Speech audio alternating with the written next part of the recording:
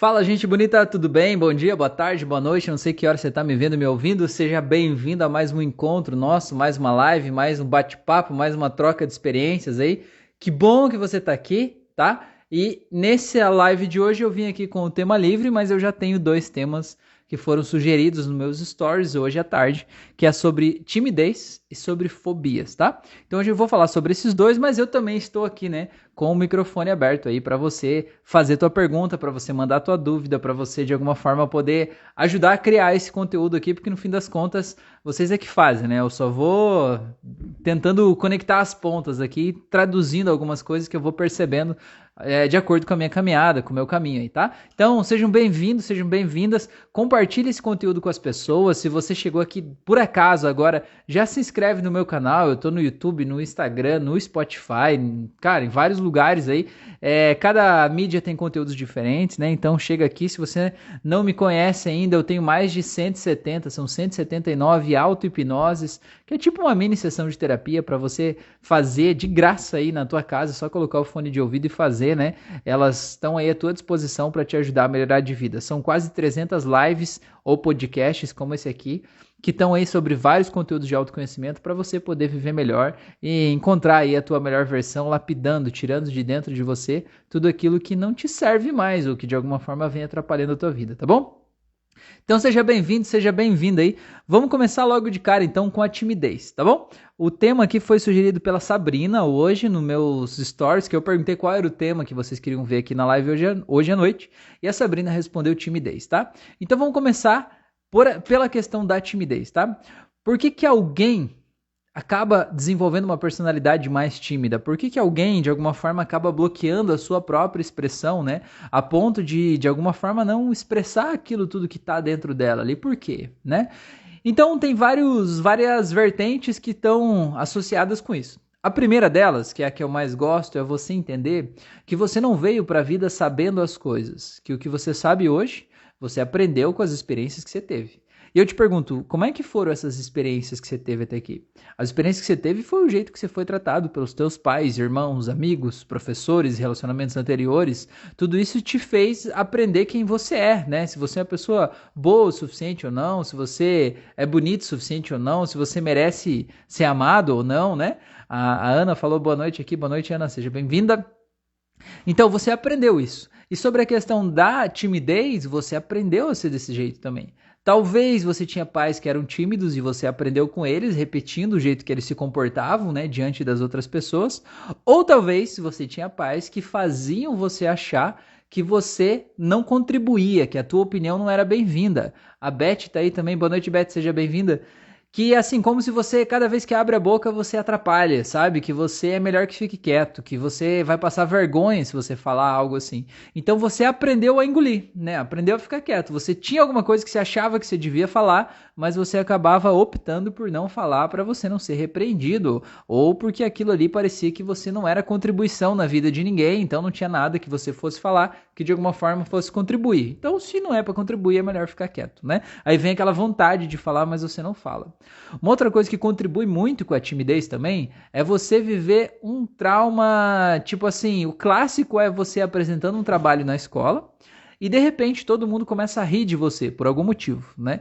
E aí o que acontece? Você naquele momento, porque veja bem, fazer uma apresentação de trabalho não é algo natural pra gente enquanto criança, a não ser que não seja na escola, né? Então, quando você está lá na escola, você está aprendendo como é você se expondo na frente das pessoas. Você está aprendendo como é a tua expressão de forma pública, né, junto das outras pessoas. E aí, se naquele momento você sofre uma dor emocional, fazendo você achar que você é um bosta, né, que você faz tudo errado, que para você que você é um ridículo, que você fala coisas erradas, enfim, você acaba entendendo que é perigoso se expor. E você acaba reprimindo, né, a tua comunicação, a tua expressão, para que você não sofra aquele mesmo tipo de sentimento ruim que você sentiu daquela vez. E aí, cada vez que você pensa em colocar a tua opinião, você pensa em fazer algo, você não faz, você se fecha para que você não sofra de novo aquela rejeição social, aquela humilhação pública que você sentiu da outra vez. Então, parte dessa personalidade tímida é criada com isso. Claro, existem várias coisas que estão envolvidas nesse processo, né? Mas as principais, então, é o jeito de você ser tratado pelos pais, os pais talvez fazerem você achar que você não é bom o suficiente, que você não tem nada que contribuir, que acrescentar na vida das pessoas, né? E a outra questão é você sofrer um trauma emocional, né? Você ser ridicularizado, humilhado publicamente, você achar que aquilo é perigoso, então é melhor você não se expressar, porque se você se expressar pode doer, né? Pode ser ruim para você e você acaba guardando aquilo. O problema é que você acaba criando outros problemas para tua vida, né? Porque afinal de contas, quando você acaba desenvolvendo essa personalidade tímida, você gostaria de falar com as pessoas, mas você não consegue. Você simplesmente não consegue atravessar essa barreira, porque parece que é um muro de vidro que faz você ver do outro lado, mas você não consegue dar espaço. E outra coisa que contribui com isso também é o medo de errar. É o medo de errar. Vai que eu falo uma coisa e é uma besteira. Vai que aquela pessoa vai destruir a imagem que ela tem de mim, né? Ela até acha que eu sou uma pessoa inteligente, então é melhor eu ficar quieto para não falar nenhuma bobagem, né? E aí você acaba perdendo a oportunidade de se conectar verdadeiramente com as pessoas e de viver a tua melhor expressão por medo, por puro e simples medo. Então você tem que entender que esse medo tem um motivo para estar aí dentro, mas ele não precisa mais estar aí. Tá na hora da gente soltar esse medo aí e você viver a melhor vida que você merece viver, tá bom? Então vocês estão assistindo essa live, comenta aqui embaixo para mim, você se considera uma pessoa tímida? Ou você já se considerou uma pessoa tímida? Se por algum motivo você se considerava tímido e hoje não se considera mais, eu quero que você me diga aqui o que foi que mudou. O que foi o evento na tua vida que te fez mudar, te fez entender que, cara, você precisava agir diferente, tá? Eu vou contar pra vocês um pouco do que aconteceu comigo. Eu era essa pessoa tímida. Vocês podem achar que não, né? Vocês vão olhar aqui e vão dizer, Rafael, você tá viajando. Mas eu era. Eu não gostava de falar com as pessoas do tipo assim, às vezes eu tá caminhando na rua, eu ver que vinha na calçada lá do mesmo lado uma pessoa que eu conhecia, eu atravessar a rua só pra não ter que cumprimentar a pessoa. Eu não gostava da pessoa? Não, não tinha nada a ver. Eu só não sabia como cumprimentar a pessoa, não sabia o que ia acontecer, então eu preferia evitar esse tipo de coisa, né? Eu não conseguia falar com as pessoas, quando eu estava em evidência, eu ficava com as bochechinhas vermelhas, assim, né? E acabava não conseguindo me expor publicamente, assim, né? E o que acontece? O que é curioso nisso é que os meus pais, quando eu era pequeno, eles tinham uma loja de foto e filmagem de eventos, casamentos, enfim, né? E o que acontece? Eu sempre tinha que estar nesses eventos. E assim, o evento, imagina um casamento. Tem os dois noivos, o padre e o fotógrafo em cima do palco, né? Do altar. Então eu tinha que estar lá, né? Não dava pra fugir, não dava pra me esconder, eu tinha que estar lá. E quando eu tava lá, é incrível que eu não tinha vergonha. É como se eu vestisse um personagem, sabe? E esse personagem aqui, ele não tem vergonha, porque ele vai lá, ele faz as coisas dele lá, enfim, ele precisa ir, né? Quando a gente tem que ir, a gente só vai. Só que o que acontece? Quando eu saía daquele personagem, quando eu acabava o evento, ou quando alguém mesmo no evento me perguntava algo de cunho pessoal que saía de dentro daquele estereótipo do personagem, eu travava, né? Eu não conseguia falar sobre aquilo, eu ficava desconfortável, eu saía, né? Por quê? Porque é algo que eu precisei construir para eu lidar com aquilo, para eu poder sobreviver àquele momento ali da minha vida, né? Então o meu convite para você é: se você já teve que criar um personagem para dar conta de uma demanda que você não estava dando conta sozinho, é porque, cara, você consegue dar conta daquilo, entendeu? Então você não precisa de um personagem para dar conta daquilo. Se você consegue através do personagem, você consegue através de você mesmo, né? Você não precisa ter medo do que as pessoas vão achar, você precisa realmente entender que cada um tem o direito de achar o que quiser de você. É um direito dos outros achar o que quiserem de você, sabe? Assim, ó, por exemplo, você está assistindo essa live agora, ou esse podcast, você tem dentro da tua cabeça uma miniaturazinha do Rafael, assim, ó. Uma miniaturazinha minha desse tabanico aí, tá dentro da tua cabeça. E nessa minha miniatura, você sabe como, a partir do que você percebeu em mim, você imagina como eu sou, né? Como que eu me visto, como eu me comporto, se eu sou bom ou não, se eu sou legal ou não, quanto dinheiro que eu ganho, sei lá, você olhou isso a partir do que você observou, você criou. Se eu sou uma pessoa honesta ou não, você criou isso aí, certo? Agora, pensa bem, a minha filha de 5 anos, ela tem uma miniaturazinha minha que é diferente da que você tem, concorda? A minha mãe tem uma miniaturazinha minha que é diferente da que você tem. A minha esposa tem uma miniaturazinha minha que é diferente da que você tem. A questão que eu preciso entender é o seguinte: vocês criaram essa miniatura a partir das experiências de vocês e do que vocês acham que eu sou. Não é o que eu sou de verdade, é o que vocês pensam de mim, certo? E sobre essa miniatura eu tenho que saber duas coisas. A primeira é: eu não sou isso só porque vocês pensaram, certo? Se você pensar, o Rafael é um vagabundo, preguiçoso e tal, é um direito teu. Quando você fala isso de mim, você está falando do que está dentro de você e não de mim, né? É um direito teu pensar o que você quiser de mim. Essa é a primeira parte. E a segunda parte é, eu não tenho o poder de mudar o que está dentro da tua cabeça. Foi você que criou. Você que criou. Eu não tenho capacidade de ir aí mudar. Então, cara, pensa o que você quiser. Se você olhar desse jeito, você vai conseguir deixar as pessoas pensarem o que elas quiserem pensar de você. Você não tem que ser agradável com todo mundo. Você não tem que ser uma pessoa que está sempre lá, sabe, fazendo tudo que os outros querem que você faça. Você tem que viver a tua vida, né? Você tem a tua vida para viver e você merece ser feliz, tá bom? Então, sobre essa questão da timidez, era isso que eu queria dizer. A Cris falou que sim, né? A Beth também falou que já foi tímida, né? Olha aí, ó, que beleza. Que bom, então, a Beth falou que já foi, então não é mais. Coisa boa, gostei. Parabéns, hein, Beth? Maravilha, que bom que você tá aí, mulher. Maravilha. E às vezes a gente precisa dar esse passo, sabe? Às vezes a gente precisa sair do meio daquele lugar que a gente estava, que é o lugar do medo, o lugar da opinião do outro, o lugar de o que o outro pensa sobre mim, como eu vou me sentir se o outro achar que eu não sou uma pessoa boa. Cara, essa é a maior prisão que tem, né? A prisão de querer agradar os outros. Faz você desagradar você, faz você viver uma vida que não é autêntica. E por mais que você tenha resultados nessa vida, esses resultados não fazem sentido, eles não te dão prazer, porque não é necessariamente o resultado que você queria ter, é o resultado que você acha que o outro queria que você tivesse. Entendeu? E às vezes o outro não tá nem aí pra você, ele tá só vivendo a vida dele. A Rúbia tá aí, boa noite, Rúbia, seja bem-vinda. A Bruna falou, no meu caso nem é a timidez, mas sim a falta de autoconfiança. Ah, pois é, Bruna, é justamente aquela sensação de, será que eu vou contribuir? Será que eu sei do que eu tô falando? Será que eu mereço ser ouvida, né? Será que eu sou boa o suficiente para falar sobre isso, né? Então, mulher, mas a timidez acaba sendo meio que a consequência dessa falta de autoconfiança muitas vezes, né?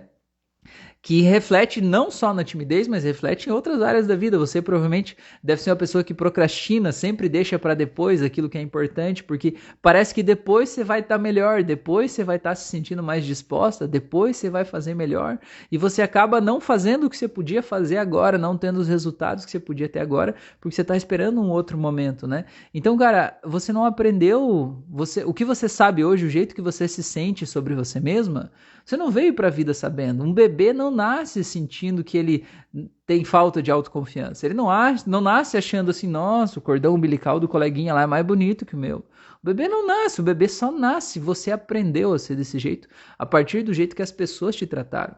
E o que eu quero que você entenda é que o jeito que as pessoas te trataram não é necessariamente a melhor forma possível. Não é o jeito que você merecia ser tratada, mas é o que as pessoas tinham para te dar. Né? E o que elas tinham para te dar tem a ver com elas e não com você. Então a gente precisa fazer uma atualização do teu sistema aí para você não se olhar mais a partir dos olhos do que as pessoas te olhavam, como uma pessoa que não é boa o suficiente, mas você poder olhar com os teus próprios olhos, com os olhos da Bruna e ver, cara, que mulher incrível que você é. Olhar quantas coisas que você já construiu, quantos desafios que você passou, que só você sabe, que ninguém sabe quantas vezes você teve que lutar em silêncio, quantos desafios você teve que dar conta sozinha, sem falar para ninguém, quantas barreiras você teve que quebrar aí sem que as pessoas nem soubessem que essas barreiras estavam lá. Então você tem que aprender a pegar a Bruna no colo, sabe? Fazer um cafuné nela e dizer assim, caramba, mulher, você é boa pra caralho, você é boa demais, né? Precisa fazer esse movimento aí para essa Bruna entender que ela merece ser amada, que ela é inteligente, que ela é capaz e que tá tudo bem, tá bom? Agora o segundo assunto que foi a Rúbia que falou pra gente falar sobre fobias, tá? Eu já aproveito e deixo a live aberta aqui para, se você quiser algum outro tema, algum outro assunto que você queira que eu fale após fobias, pode mandar aqui nos comentários, tá? Que se for possível eu faço, tá bom? Eu falo, enfim. Manda aí, o que você quer saber, o que tá aí passando nesse teu coraçãozinho aí, tá bom? Que aí a gente vai falando, tá bom? A Ana falou, eu sou tímida, mas o que me ajudou a me soltar um pouco é o meu trabalho. Pois é, o trabalho às vezes obriga a gente a estar em situações que às vezes eram desconfortáveis. E a gente precisa ser maior do que a gente era, como é o caso que eu falei de quando eu trabalhava com os meus pais, né? Quando eu era adolescente, ia bater foto de eventos, né? O trabalho me obrigava a fazer isso. Tanto que depois eu fui fazer faculdade de jornalismo, eu trabalhava como repórter de televisão. Aí às vezes eu ia gravar a passagem, que é aquela hora que aparece o repórter de meio corpo no vídeo, segurando o microfone, né? E aquilo você tem que gravar, às vezes, numa praça pública, às vezes num lugar cheio de gente e tal.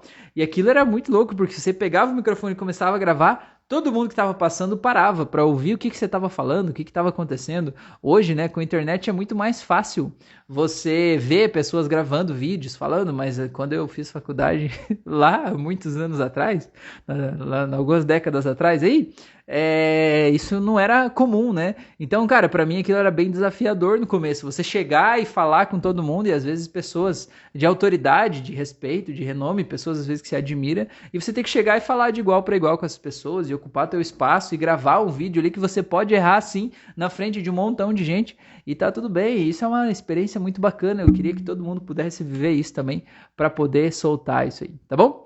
A Bruna falou gratidão, a Rúbia falou que eu sempre tive pânico de ir ao dentista. Então tá, vamos falar de pânico então. Pânico é um medo que é irracional, certo? A diferença entre o medo e o pânico é que o medo você consegue controlar ele, você percebe, olha, eu tô com medo, ele tem um sentido pra estar lá, né? E você pode olhar, eu tô com medo disso aqui, mas ok, eu vou lá e enfrento. Agora, o pânico não. O pânico ele é um medo irracional. É um medo que não faz sentido, que nem você ter medo de barata, por exemplo. O pânico de barata, né? Você sabe que a barata não vai te matar, ele é um bichinho desse tamanico aqui, assim, né? Nem dente ele tem, né? Mas ainda assim, quando você olha a barata, ativa um negócio dentro de você que te faz entrar no estado de alerta, desesperado, e você precisa fugir dali, parece, né? Então vamos lá, a questão da fobia ou pânico de dentista. Existe uma síndrome que chama síndrome do jaleco branco. Às vezes a pessoa ela tem fobia de qualquer profissional que use jaleco branco. Às vezes é do médico, do dentista, do enfermeiro, do pessoa do posto de saúde, de qualquer lugar, né? Teu jaleco branco você já congela, né? Meu Deus, morri, né? E às vezes é só de um profissional específico, como a Rúbia tá falando aí, né? Que pode ser do dentista. O que acontece? Você precisa entender o seguinte, você não veio para a vida sabendo as coisas. O que você sabe hoje, você aprendeu com as experiências que você teve. Eu pergunto agora, como será que foram as primeiras experiências da Rúbia com o dentista? Quando ela era uma pequitita meninita, né? E ela ia no dentista, como que era, será? Será que esse dentista ele era carinhoso, amoroso, era tranquilo, ele conversava, ele trazia aquilo de forma lúdica? Ou era um evento traumático da pessoa, parece quase ter que ficar amarrada lá, e o dentista vinha e arrancava um dente sem anestesia ali. E talvez ainda os pais diziam assim, olha, se você não se comportar, eu vou te levar no dentista, né? Porque o que acontece? No imaginário da criança, quando você ameaça ela com alguma coisa que às vezes ela não entende ou não conhece, aquilo ganha as proporções de um monstro, né? Que nem a mãe ou o pai diz assim, olha, se você não fizer isso aqui, você vai tomar vacina. A criança já parece que, meu Deus, vacina virou um monstro, parece que a agulha é desse tamanho aqui já, né? Parece que é um negócio ruim, ó. A Rúbia tá falando que o dentista era muito grosso. Então, hoje, como adulta, você pode entender que ele é grosso. Mas antes, como criança, você devia achar que ele era, de alguma forma, muito invasivo, né? Ele não respeitava o teu espaço, ele era autoritário, né? Ele era grosseiro mesmo, né? Então, cara, se você se colocar no lugar de uma criança, uma menininha pequena, que vai no dentista assim, ela se sente acuada, sente com medo. E ainda do dentista acontece aquele barulho que é esquisito, acontece uma invasão do teu espaço pessoal, você tem que ficar sentindo dor daquele negócio abrindo a tua boca, né? Às vezes de arrancar o dente, de fazer uma obturação e tal. E tudo isso a criança ela não sabe o que está acontecendo e ela não tem ninguém talvez que possa ajudar ela com aquilo ali, sabe? Porque às vezes os pais também estão assustados com aquilo ou acham que é normal, talvez aquele pai já passou por uma experiência parecida, né? E o que acontece? Aquela criança ela guarda na memória dela aquele sentimento que ela sentiu enquanto estava lá naquela cadeira de dentista achando que ia morrer de repente com tudo aquilo que ela não entendia o que estava acontecendo. Aí o que acontece? O cérebro, para construir a realidade, ele busca as memórias do passado e ele traz para interpretar a realidade. E ele traz junto o sentimento que tem lá. Então você imagine a Rúbia adulta. Ela vai no dentista, só de pensar em ir no dentista, o cérebro vai trazer as memórias que ela tem guardadas de dentista, certo? E vai trazer junto o sentimento que tem nessas memórias. Como você acha que ela vai sentir? Ela vai sentir em pânico, do mesmo jeito que aquela menininha sentia, com a sensação de que ela vai ser morta ali por um dentista grosseiro. Por mais que talvez na vida dela ela já tenha tido experiências mais leves com dentistas amorosos, carinhosos, humanos e tranquilos, o sistema dela registrou aqueles outros dentistas como a exceção. A regra é aquilo que ela viveu lá atrás. Aquele dentista lá parece que a qualquer momento ele vai pular daquele jeito com aquele equipamento de obturação atrás de alguém, né? Então a gente acaba interpretando o mundo de acordo com esse sentimento que está dentro da gente, né? E a fobia, né, não só de dentista, mas a fobia de sapo, barata, rato, qualquer outra coisa assim, a fobia ela sempre está ligada ao medo da morte. Então, assim, se você olhar a Rúbia sentir fobia do dentista, é porque aquela menininha sentiu não só que o dentista era grosso, mas ela sentiu que ela ia morrer naquela sala de dentista, porque estava muito estranho aquilo lá, estava ruim, né? E aquele sentimento de morte parece que ficou associado ao dentista. Então, cada vez que ela olha pro dentista, ela precisa correr de lá o mais rápido possível para ela salvar a vida dela, né? A sensação interna que se tem é essa. Então, como é que a gente resolve isso, né? Porque não é justo e não é necessário que a pessoa passe a vida sofrendo de uma fobia que às vezes impede ela de fazer o que deve ser feito. Você falou de dentista aqui agora, eu tratei recentemente uma pessoa de São Paulo, ou do Rio? Não, de São Paulo. Ele tinha fobia de dentista também, a ponto dele ter um problema no dente, que ele já estava sentindo dor há alguns meses, e ele nunca tinha ido no dentista desde que não tinha um pai obrigando ele aí, né? Desde que ele era adolescente. E ele tava com aquela dor, ele não ia porque ele tinha fobia só de pensar em ir no dentista, ele passava mal. Então, você entende que a fobia, ela atrapalha a nossa vida, ela impede a gente de cuidar da gente, né? Às vezes a gente vai mesmo com dor, com medo e tal, mas às vezes a gente deixa de ir. E não precisa disso, dá pra tratar, tem jeito. O que a gente precisa fazer, né? Como é que é o olhar da hipnoterapia pra gente tratar isso? Nesse caso que a Rúbia trouxe, a gente precisa encontrar aquele pacotinho de dor daquela menininha, aquela Rúbia pequenininha que estava lá, achando que ia morrer aquele dia no dentista, né? Aquela dor existe, aquele medo da morte está lá, certo? Aquele dentista no imaginário daquela menininha pequenininha, ele é um monstro gigante que tem um negócio barulhento lá que faz mal e que dói, né? Então a gente precisa pegar aquela menininha e precisa soltar a dor que tá lá. E soltar a dor não é fazer de conta que não aconteceu. Não é ela entender, tipo, era só o trabalho dele, entender que o dentista era grosso porque ele teve um pai que foi grosso com ele. Isso não vai mudar nada o sentimento que tá dentro dela. Ela precisa encontrar aquele sentimento e soltar, né? E com a hipnose a gente tem várias ferramentas para soltar esse sentimento. E quando soltar esse sentimento, o que vai acontecer? A gente vai pegar aquela memória como se fosse um arquivo que está salvo na mente dela. A gente vai trazer aqui e a gente vai editar e soltar essa dor que está lá. E guardar de volta. Aí o que acontece? Cada vez que ela for lá buscar aquela memória, ela vai trazer a memória com o novo sentimento que a gente deixou lá. Sentimento de segurança, de paz, de tranquilidade, de leveza. E isso vai fazer a vida dela mudar de dentro para fora. Então, a terapia, do jeito que eu faço, né, para tratar a fobia, ela não é uma terapia para você aprender a lidar com a fobia. Não é uma terapia de quando ativar o gatilho da fobia, você vai respirar de tal forma, você vai fazer não sei o quê. Não, cara, não é para ativar o gatilho da fobia. Você não tem que ficar lidando com isso, né? Isso é irracional, a gente tem que tirar isso aí daí de dentro. E isso aí vem por conta de memórias que você viveu lá atrás. Quando a gente vai lá e encontra essas memórias e solta a dor, quando o cérebro traz a memória para construir a realidade, ele traz ela com esse novo sentimento. E aí aquela coisa ruim que sempre era engatilhada não tá mais aí. Ó, a Rúbia falou que atrapalha demais, né? Eu tava falando que a fobia atrapalha a vida e atrapalha demais. E assim, a gente tem fobia de um monte de coisa. Às vezes a gente nem se deu conta de que uma coisa que eu vivi é fobia, né? Então, eu vou dizer algumas coisas que eu já atendi fobia para vocês entender como o ser humano, ele registra coisas de formas diferentes, né? E é sempre o medo de morte que está associado a uma coisa que aconteceu naquele contexto e a pessoa associou o medo da morte àquele objeto, àquela coisa. Por exemplo, eu atendi um cara que tinha fobia de garoa. Ele assaltaram o vizinho dele e mataram o vizinho na casa, ao lado da casa dele, à noite, e estava garoando. E por algum motivo ele pensou, meu Deus, podia ter sido eu, podia ter sido a minha casa, podiam ter me matado. E ele guardou aquele sentimento, associou a garoa. Cada vez que começava a garoar, ele tinha pânico. Ele entrava em casa, entrava embaixo do travesseiro, embaixo da coberta e ficava lá tremendo. Por quê? Porque ele estava com a nítida sensação de que alguém ia entrar pela casa e ia matar ele, por conta da dor que ele viveu. A gente precisa ir lá encontrar a dor e soltar.